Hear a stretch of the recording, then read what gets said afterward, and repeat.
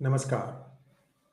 I'm your host Sree Iyer, and today I'm going to talk about this anti-Islamophobia bill that has passed the House or the Congress, if you will, in the United States. This bill was passed on December 14th, 2021, with a 219 to 212 vote, more or less along party lines.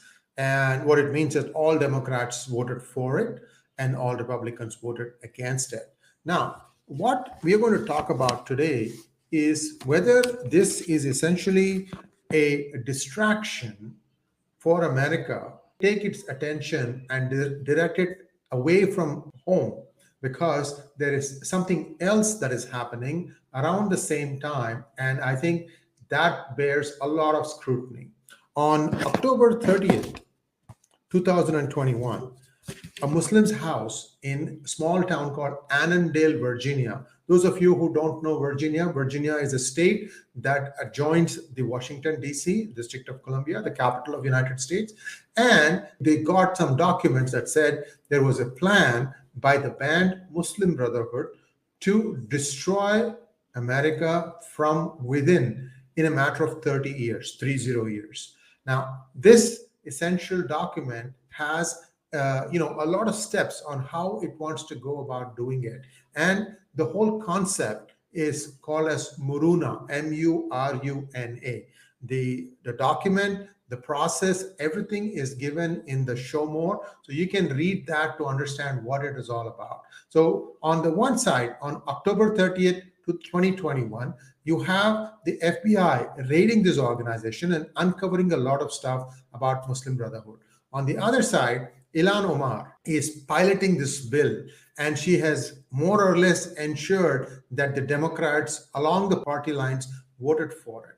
Now, if you start looking carefully inside Muruna, you will start seeing some specific steps that are already being played out in the United States politics. For instance, some of the Hindu Americans who are the congressmen and congresswomen in the United States Congress may have voted for this thinking that making it vote for them would sound like they are secular, that they have the best interests of every constituent they represent.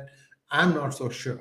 I think people like Ro Raja Krishnamurthy, Pramila Jayapal, all of them are going to start suddenly discovering that they are being challenged in their primaries by Muslim candidates. I think this is going to happen for the 2022. This is being very carefully planned because if you start reading that and if you look at who's behind it. Now, the other interesting part here is how does this October 30, 2021 arrest and Ilhan Omar, how do you connect the two? Well, we are not going to say that there's a direct connect, but there is a way to establish its connect. And for that, we need to step back a little bit and look at one organization called CAIR, C-A-I-R, Council for American Islamic Relations. Now, this group has a fairly good working relationship with many of the law enforcement agencies in the United States up until 2008.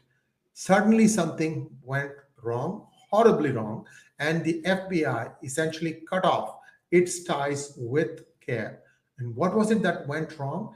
It was found that CAIR was an unindicted co-conspirator in a scheme called as Holy Land Foundation trial that took place in 2009, where it was established that there was a lot of money, up to I think $2 million, that was collected to fund Hamas from the United States. And it was made obvious there that there were some people from CAIR who were part of that.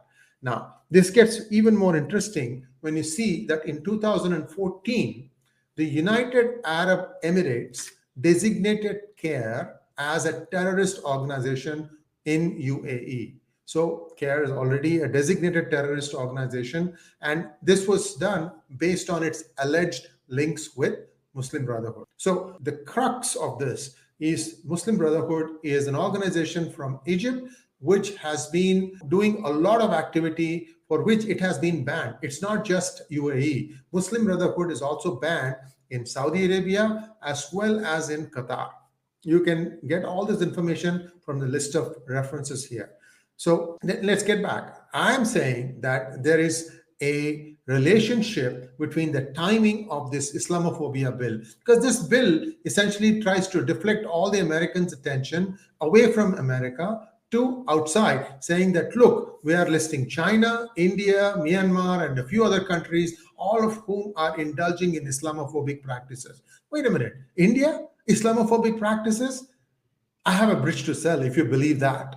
And it's called the Golden Gate Bridge. Very, very, very cheap. I'll sell it to you for $3 billion.